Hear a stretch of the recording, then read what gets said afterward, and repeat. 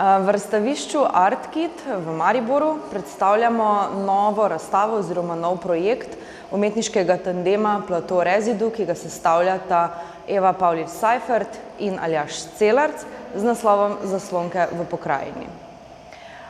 Umetniški tandem, ki je, mislim, da slovenski javnosti že dodobra poznan, se v svojih delih predvsem fokusira na analizo oziroma na ukvarjanje s problematiko transformacij nekih okoljskih realnosti, ki se spreminjajo, ki nastajajo pod vplivi različnih družbeno-političnih, ekonomskih in tehnoloških sprememb. V fokusu njune prakse se ponavadi najdejo predvsem posebni ekosistemi ali pa morda tisti ekosistemi, ki so za nas že popolnoma samoumevni.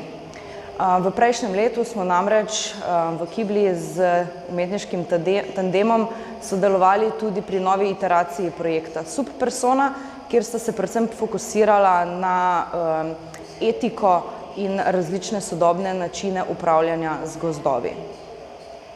Tokrat umetnika oziroma umetnica in umetnik ostajata v gozdu na nek način, se pa usmerjata v raziskovanje materialnih ostankov preteklosti, tudi nekih tehnoloških inovacij, ki so nastale v zadnjih 100 letih, ter jih v svoji nekakšni, morda lahko rečemo, obskurnosti ponovno osvetljujeta v tej novi instalaciji. Plateau Residus sta predvsem znana po snovanju atmosferskih in zvočnih, vizualnih, lahko bi rekli že skoraj potopitvenih instalacijah. Tokrat pa predstavljata fotografsko-zvočno instalacijo. Instalacija je nastala tudi v sodelovanju z Borutom Savskim in Miho Erjavcem oziroma Cirkulacijo 2. Vsebuje pa tehnologije fotofona.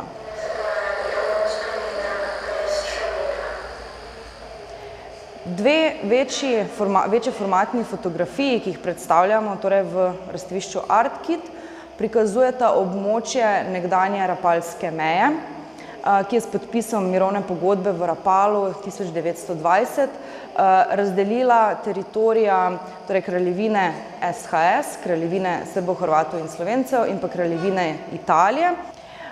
V tem času oziroma je italijanska vojska na tem območju, ki ga je seveda očistila vsega divjega, torej gozdov, rastja in vse te divje vegetacije, zgradila seveda različne utrdbe, vojašnice in druge vojaške objekte.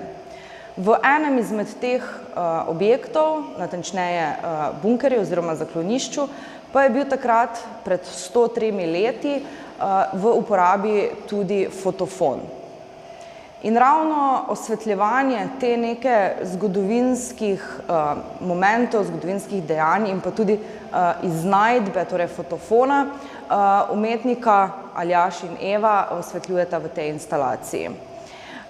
Instalacija torej iz dveh velikih fotografij in pa zvočnikov vgrajenih v te fotografije pravzaprav predstavlja tudi mogoče časovno oziroma temporalno potovanje gledalca in gledalke. Aljaž in Eva sta se navdušila nad to temo, predvsem seveda z obiskom samega tega območja in dejstvom, ko sta izvedela, da je seveda v teh objektih bil v uporabi tudi fotofon. Fotofon je ena izmed iznajdb očeta telefona, torej Alexandra Grahama Bella, ki je 1880 izumil fotofon. On je tudi smatral to kot njegov sicer najpomembnejši izum, je pa ta tehnologija bila v samo nišni uporabi do druge svetovne vojne, nikoli pa ni prešla v neko vsakdanjo uporabo, saj je tudi kasneje to mesto prevzel v bistvu izum radia. Tehnologija deluje tako, da zvočni posnetek oziroma zvok potuje po frekvenci svetlobe in ko se le-ta zadane fotocelico, na to lahko slišimo zvok, ki je pripotoval po svetlobnih valovih.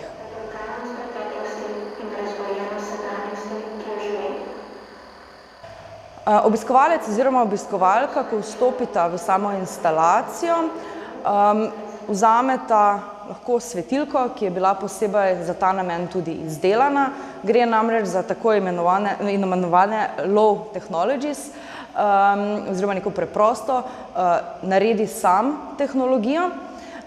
S tem, ko v zatemnjenem prostoru osvetljujeta fotografije, raziskujeta torej nek vizualni pol razstave, pa sprožita tudi zvočnike, ki so vgrajeni v samo fotografijo. Pri tem pa manipulirata zvočno pripoved.